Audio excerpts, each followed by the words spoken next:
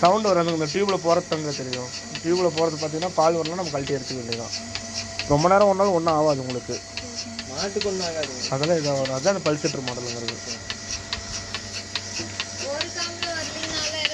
அதெல்லாம் இது ஒன்றா வரும். அப்படிலாம் இது இல்லை. அதெல்லாம் இது இல்லை.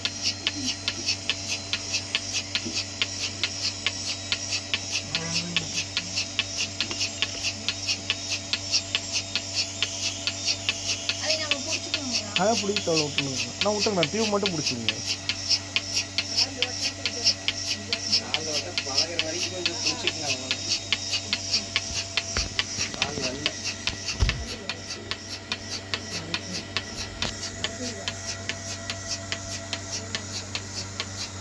நாளைக்குனா காத்தால கொடுக்குது.